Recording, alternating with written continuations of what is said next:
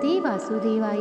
नमस्कार, स्वागत है आपका। आज की वीडियो में हम ज्येष्ठ महीने में सुनी जाने वाली पीपल सींचने की कथा का रसपान करेंगे। कथा को पूरी श्रद्धापूर्वक सुने और पूर्ण सुने। कमेंट बॉक्स में विष्णु जी का जयकारा अवश्य लगाएं।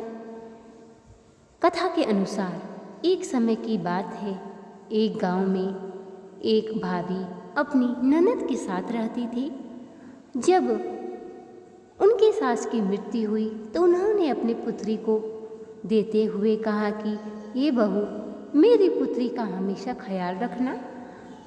अब भाभी अपनी ननद को हमेशा अपनी बेटी की तरह साथ साथ रखती और जो जो काम भाभी करती, ननद भी पीछे से वही सारे काम करती।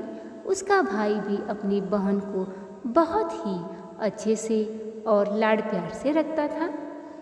भाभी नित नेम पीपल सींचने जाया करती थी और पीपल देव की पूजा किया करती थी।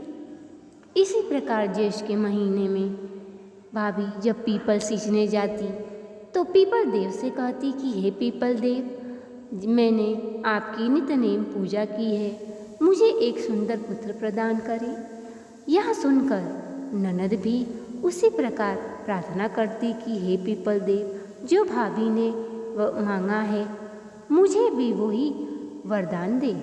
इस प्रकार पीपल देव ने सोचा कि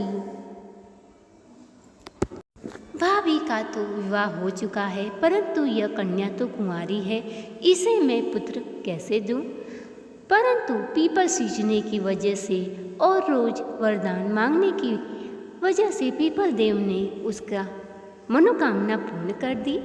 कुछ महीने बाद भाभी को गर्भ हुआ और उसकी ननद को हाथ में छाला पड़ गया।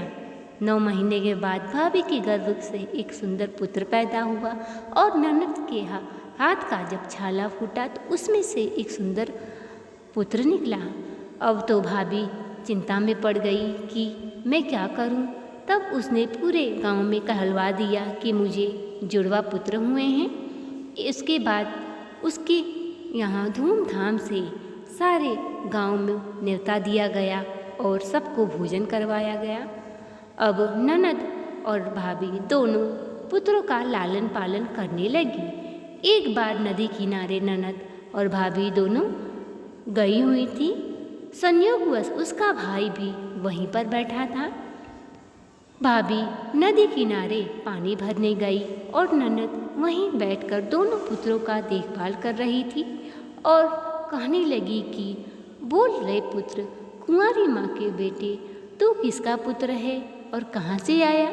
यह उसका भाई सुन रहा था और फिर अपनी बीवी से पूछा कि बताओ कि मेरी बहन ये क्या कह रही है। मैं तो उससे यह प्रश्न नहीं कर सकता, परंतु मुझे दाल में कुछ काला लग रहा है। इस पर उसकी पत्नी बोली, नहीं नहीं, वो तो नादान है, उसे तो कुछ समझ ही नहीं है। इस प्रकार कहकर वो आंखें चुराने लगती है। पति समझ जाता है कि वो झूठ बोल रही है। तब उसे उसका पति बार बार पूछने पर वह कहती है कि ननद को भी एक पुत्र हुआ है। मैं पीपल देव को सींचती और प्रार्थना करती, वो भी इसी प्रकार प्रार्थना करती, परंतु मुझे न पता था कि जो मैं कह रही हूँ वह भी वही कह रही है।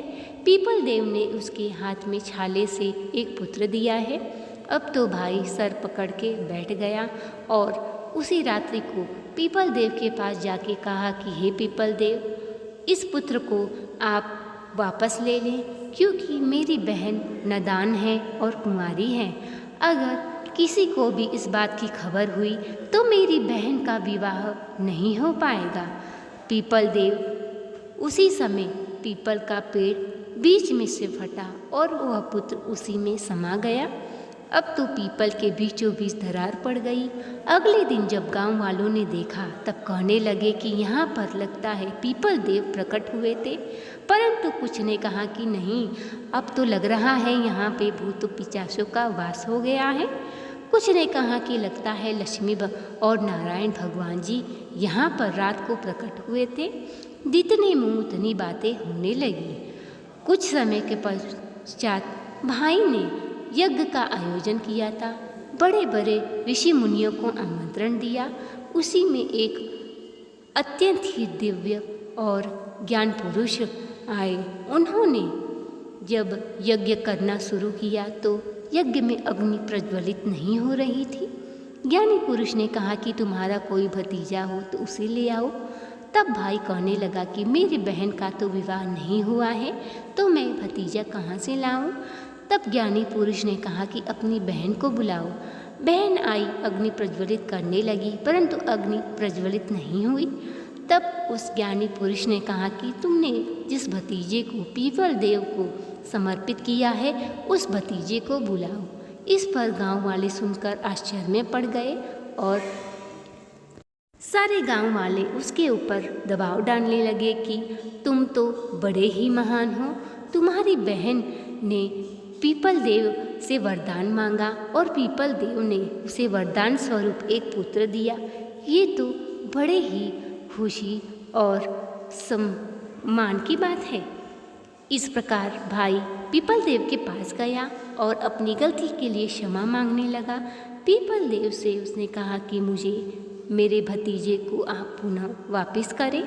पीपल देव में जो पुत्र था अब वो 5 वर्ष का हो चुका था। 5 वर्ष का बालक उस पीपल में से प्रकट होकर बाहर आया और अग्नि प्रज्वलित करने पे चारों ओर उत्सव का माहौल हो गया और चारों ओर फूल बरसने लगे। इस पर पीपल देव महाराज ने उसे तथास्तु कहकर उसके पुत्र को वापस किया। हे पीपल देव, जैसे आपने उनकी मनोकामना पूर्ण की, वैसी सबकी मनोकामना पूर्ण करे। जो भी आपको सींचे और आपकी कथा पढ़े, उसकी हर मनोकामना पूर्ण करना।